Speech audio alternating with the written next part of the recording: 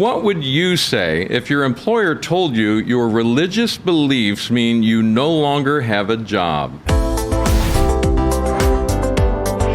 Hi, I'm Stuart Shepard, and this is First Liberty Live. You know, the First Liberty Live app is a great way to keep up with these conversations. You can download it to your phone or to your tablet. It will let you see the most current episodes. You can listen to them as a podcast if you want. And also, you can go back and see the library of episodes that we've done to see if there are others that might interest you. Just look for First Liberty Live wherever you get your apps, and you'll find it there. Robyn Strader is a new client with us here at First Liberty. We also have our attorney, Christine Pratt. Hi, Robyn. Hi, Christine. Hi. How are you, Stuart? First, I'm good. Thank you for being here with us today. First, Robyn, I want to get your story. Tell me what made you decide to become a nurse. I was an educator teaching pre-professional students and had a conversation with a student one day who encouraged me to go into nursing. So from his encouragement, I started checking it out, eventually earned my degree. Yeah, it takes a special soul to be a nurse. That is hard work. It can be, yes. Yeah. And why was your heart in it so much? Why was that so important to you? It's rewarding in that you know that you're helping people, especially people that are having aches and pains. Yeah. And somewhere along the way, you ended up moving from a more where most people would expect to find a nurse in healthcare, and you started working for a pharmacy. I've got CVS here on the big screen, and that's where you were working. Tell me how you made that transition, how you ended up working there. Well, you think of CVS as a pharmacy, but they also have clinics in some of their stores. Yeah. So I was working in one of their retail clinics. Okay. So a retail clinic that I was working in, it's similar to a primary care. Yeah. Tell me some of the things you did as part of that. What were aspects of your job? So in primary care, we were seeing patients from 18 months all the way up to the geriatric patient. Yeah. Mostly acute illnesses, sore throats, earaches, colds, and flus. Yeah. So a little bit of everything, and you never know what's going to be walking through the door each day as far as what you have to deal with and work with. That's very true. Now, along the way, you would ask for a religious accommodation as part of your job, and you got one, right? Before I was hired, the person who was hiring me, I explained to her my religious beliefs, and she told me not a problem, and made sure that it was going to be fine to work there. Yeah, and describe what kinds of things that you did not want to do, that you didn't want to be a part of. For me, it was contraceptions. Okay. So using any contraceptive practice, pharmaceutical, or anything that would be abortifacient. All right. Describe for me, if someone came in and asked for, say, Plan B, can you prescribe that to me? Because of your religious beliefs, you'd say, I can't do that, but, and then what would you do? Well, Plan B in Texas is over the counter. So they could go to the pharmacy and purchase it themselves. They wouldn't need a prescription from me to. Yeah.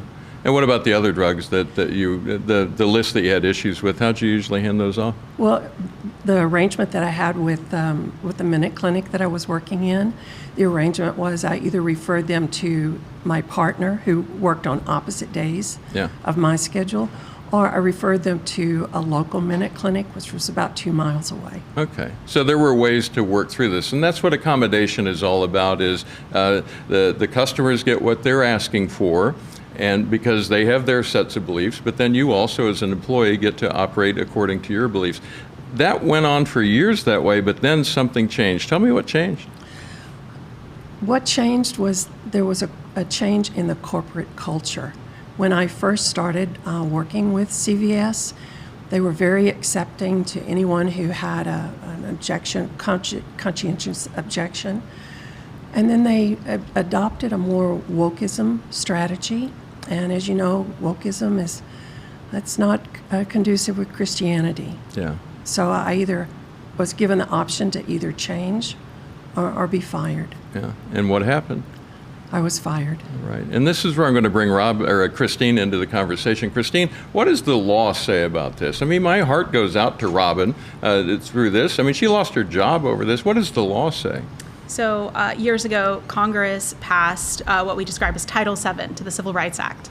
Title VII says that an employer may not discriminate for lots of different reasons, but one of them is religion.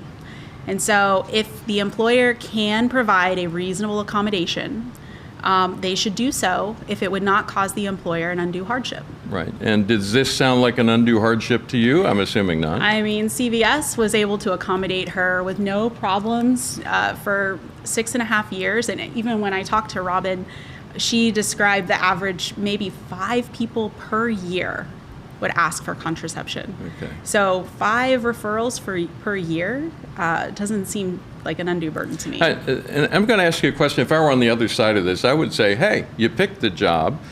You have to do what they say. That's just how it works. How would you respond to that as an attorney? Well, I think that the more that you promote tolerance in a society, the more free, the better. I agree with Title VII. I think it's a good law, and I think it benefits the workplace. So, you could try to take that approach in other contexts, but I don't think it's as good as what Title VII offers for Americans. All right. A question for both of you, and Robyn, we'll start with you. What would be the best outcome for this? What would you like to see happen? Well, obviously, I'd like to see religious beliefs respected, and I'd like for employers to be able to at least try to accommodate anyone who has a belief that needs respecting. Yeah. And Christine, what do you see legally as the best outcome for this? What could happen?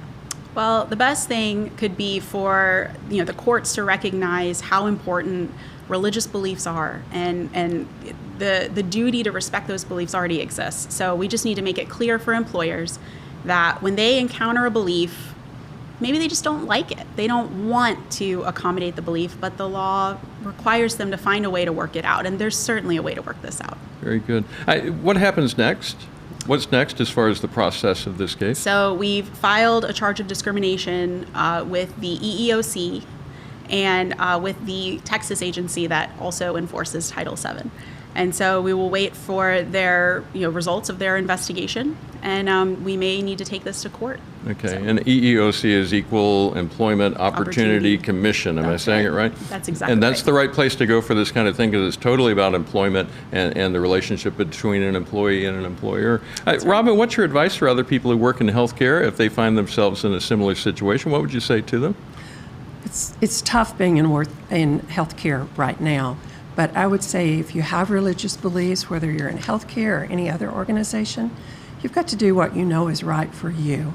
And sometimes that means it's not going to be easy, but you look for people to help support you. All right. Well, I'm glad we were able to come alongside you. My heart goes out to you for losing your job, but we're going to do our best to try to make sure the right thing happens. Robyn, Christine, thank you so much for sharing with us today. I really appreciate it. Thank you, Stuart. First Liberty offers first-class legal protection for lots of people just like Robyn, and we do it for free. They never get a bill from us, and the only way that we're able to do that is through the support of people like you who also care about these issues as much as we do. On FirstLibertyLive.com, there's a big red Give button at the top. It's a simple and quick process to give, and just let me say thank you in advance from all of us. We will see you next time right here on First Liberty Live.